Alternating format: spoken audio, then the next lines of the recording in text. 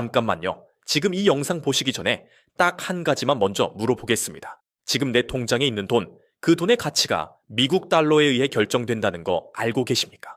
내가 달러 한 장도 없어도 미국과 무역 한 번 안 해봤어도 우리가 쓰는 원화의 가치는 달러 시스템 위에 올라타 있습니다. 그 시스템이 흔들리면 내 통장 잔고의 실질 구매력이 흔들립니다. 지금 그 시스템을 흔드는 뉴스가 하나 나왔습니다. 현재 그 시스템의 구멍이 뚫리기 시작했습니다. 그리고 그 구멍은 생각보다 가까운 곳에서 만들어지고 있습니다. 페르시아만이라는 세계에서 가장 좁은 바닷길 위에서 이란이 호르무즈 해협 통과 조건을 바꾸는 방안을 검토 중입니다. 위안화로 결제된 원유를 실은 선박만 통과를 허용하겠다는 겁니다. 호르무즈 해협. 전 세계 원유 해상 물동량의 약 20%가 이 좁은 수로를 통과합니다. 사우디, 이라크, 이란, 쿠웨이트, UAE의 원유가 전부 이 길로 나옵니다. 이 해협이 막히면 전 세계 에너지 공급이 흔들립니다. 그런데 이란이 여기에 통과 조건을 겁니다. 달러는 안 됩니다. 위안화로만. 단순히 이란이 돈 받는 방식을 바꾸겠다는 게 아닙니다.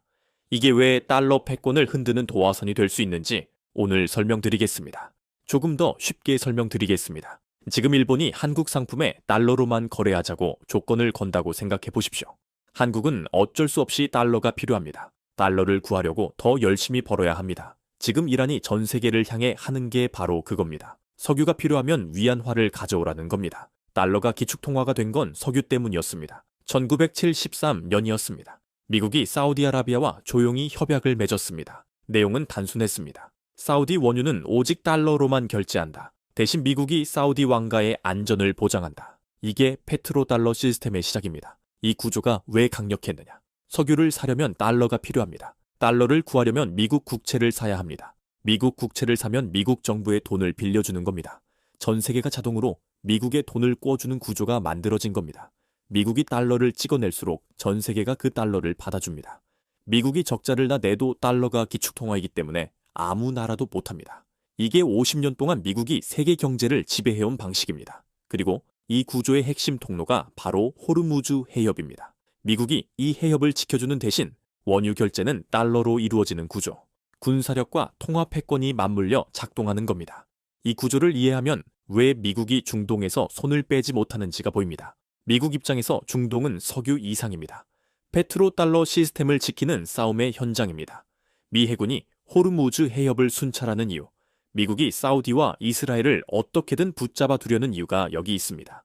달러 패권이 이 해협과 묶여 있기 때문입니다. 그 묶음이 지금 조금씩 느슨해지고 있는 겁니다. 그런데 이란이 지금 이 구조를 흔들겠다고 나선 겁니다. 이란 입장에서 이 선택은 단순한 계산입니다. 전쟁 중에 돈이 필요합니다. 미국 제재 때문에 달러 시스템을 쓸 수가 없습니다. 스위프트에서 차단당했고 달러 결제망에서 밀려났습니다. 그러니 중국에 의존합니다. 중국은 달러를 우회해서 위안화로 이란 원유를 사주고 있습니다. 이란이 한 발 더 나가는 겁니다. 내가 통제하는 이 해협을 위안화 결제의 관문으로 만들겠다는 뜻입니다. 이 조치가 실행되면 어떤 일이 생깁니까? 중동 원유를 사고 싶은 나라들, 특히 아시아 국가들이 선택을 강요받습니다. 달러로 결제하면 배가 막힐 수 있고 위안화로 결제하면 배가 통과됩니다.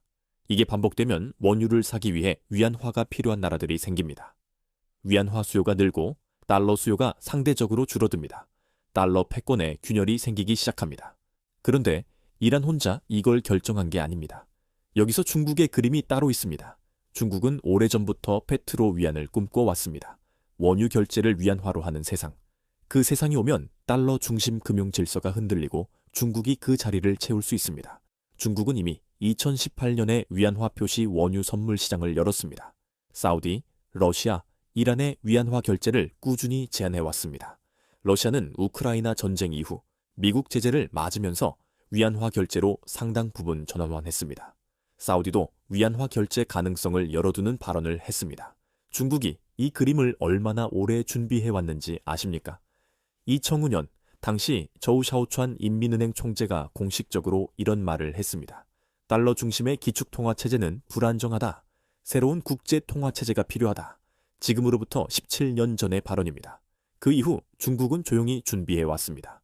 위안화 결제 인프라 구축, 중앙은행 디지털 화폐 시 BDC 개발, 아시아, 아프리카, 중동 국가들과의 양자통화 협정 체결.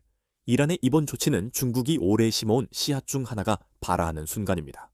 이란의 이번 조치는 이 흐름의 연장선입니다. 이란이 전쟁 자금을 중국에서 받는 대신 중국에게 호르무즈라는 지정학적 무기를 빌려주는 구조입니다. 미국의 금융 제재를 무력화하면서 동시에 페트로 위안의 도화선에 불을 붙이는 겁니다. 세계은행과 국제통화기금 IMF 데이터를 보면 달러의 외환 보유고 비중은 2000년 초반에는 72%에 달했습니다. 지금은 60% 아래로 내려왔습니다. 20년 사이에 10%포인트 이상 빠진 겁니다. 아주 천천히. 그러나 분명히 방향이 바뀌고 있습니다. 이 흐름에서 위안화의 비중은 아직 3% 안팎에 불과합니다. 그런데 방향이 중요합니다. 2010년대 초까지 위안화 비중은 통계에도 잡히지 않았습니다. 10년 사이에 0에서 3%로 올라왔습니다. 이란의 이번 조치가 이 흐름을 가속화하는 촉매가 될 수 있습니다. 그렇다면 달러 패권이 실제로 무너집니까? 여기서 냉정하게 봐야 합니다. 단기적으로 달러 패권은 무너지지 않습니다. 달러는 원유 결제 수단 이상입니다. 전 세계 외환 보유고의 60% 이상이 달러입니다. 국제 무역 결제의 절반 이상이 달러로 이루어집니다. 이 구조가 하루아침에 바뀌지 않습니다. 위안화에도 근본적인 한계가 있습니다. 중국은 자본 이동을 통제합니다. 위안화는 자유롭게 오가지 못합니다. 기축통화가 되려면 자본시장이 열려야 하는데 중국은 그 문을 아직 열지 않았습니다. 그런데 이게 중요한 게 아닙니다. 패권이 한 번에 무너지는 게 아닙니다. 균열이 시작된다는 겁니다. 달러 패권은 모든 나라가 달러가 필요하다고 믿기 때문에 유지됩니다. 그 믿음에 의문이 생기는 순간 구조가 흔들리기 시작합니다. 이란의 이 조치가 하나의 신호탄입니다. 러시아는 이미 위안화로 움직였습니다. 아세안 국가들도 달러 의존도를 줄이자는 논의를 시작했습니다. 브라질, 인도, 남아프리카도 같은 방향의 움직임을 보이고 있습니다. 달러에서 다극화로의 전환이 한 번에 일어나지는 않습니다. 그런데 조금씩 여러 곳에서 동시에 균열이 생기기 시작하면 어느 순간 임계점을 넘을 수 있습니다. 역사에서 기축통화가 바뀐 건 딱 한 번 있었습니다. 영국 파운드에서 미국 달러로 그 전환이 완료되는데 30년이 걸렸습니다. 1차 세계대전 이후 달러가 부상하기 시작해서 2차 세계대전 이후 브레튼우즈 체제에서 확정됐습니다. 전환은 천천히, 그러나 결국 완전히 이루어졌습니다. 파운드를 기축통화로 믿었던 사람들은 전환이 완료됐을 때 자신이 보유한 자산의 실질 가치가 달라져 있다는 걸 뒤늦게 깨달았습니다. 그러면 한국은 이 상황에서 어떤 위치입니까? 한국은 중동 원유 의존도가 높습니다. 수입 원유의 70% 이상이 중동에서 옵니다. 이 원유를 사는데 달러를 씁니다. 만약 호르무즈 통과 조건이 위안화로 바뀌고 이 흐름이 굳어진다면 한국도 원유를 사기 위해 위안화를 확보해야 하는 상황이 올 수 있습니다.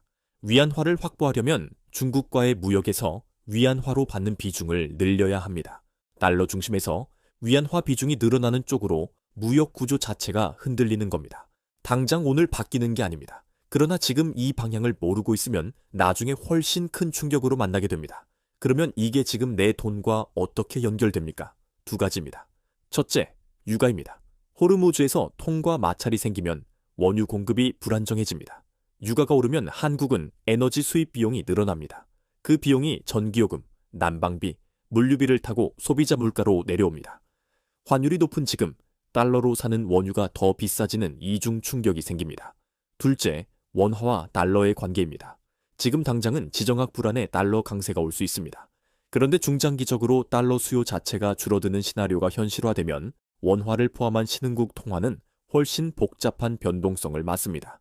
지금까지 한국은 달러 시스템 안에서 수출로 먹고 살았습니다. 그 시스템의 규칙이 바뀌기 시작하면 한국의 무역 구조도 재편이 필요해집니다.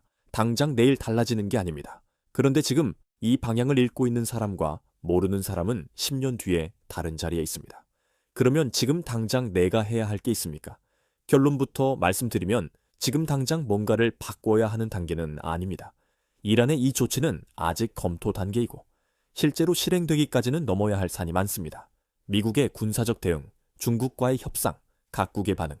그런데 이 뉴스를 그냥 흘려보내는 것과 구조를 이해하고 지켜보는 것은 다릅니다. 지금 이 흐름이 가속화된다면 원유를 달러 대신 위안화로 사는 나라들이 늘어날수록 달러 수요가 줄고 달러 가치가 장기적으로 압박받습니다. 달러 가치가 내려가면 달러 자산을 들고 있는 사람에게는 불리하고 실물 자산이나 다양한 통화로 분산한 사람에게는 유리합니다. 지금 당장이 아니라 이 방향을 인식하고 있는 것 자체가 준비의 시작입니다. 마지막으로 한 가지만 드리겠습니다. 미국도 이 흐름을 알고 있습니다. 트럼프가 이란을 압박하는 것도 호르무즈에 미 해군을 계속 배치하는 것도 단순히 이란 핵 문제가 아닙니다. 페트로달러 시스템을 지키는 싸움이기도 합니다. 이란의 이번 조치가 실제로 실행될지는 두고 봐야 합니다. 검토 중인 단계이고 중국과의 협상이 더 진행돼야 합니다. 그런데 이 카드가 꺼내졌다는 것 자체가 이미 신호입니다. 50년 동안 한 번도 흔들리지 않았던 시스템에 균열이 가시화되기 시작했습니다. 이 균열이 어디까지 갈지 지금은 아무도 모릅니다. 그러나 방향은 보입니다. 이 채널에서 이 흐름을 계속 짚어드리겠습니다. 구독과 좋아요 부탁드립니다. 오늘 영상이 도움이 되셨다면 주변에 공유해 주시면 감사하겠습니다.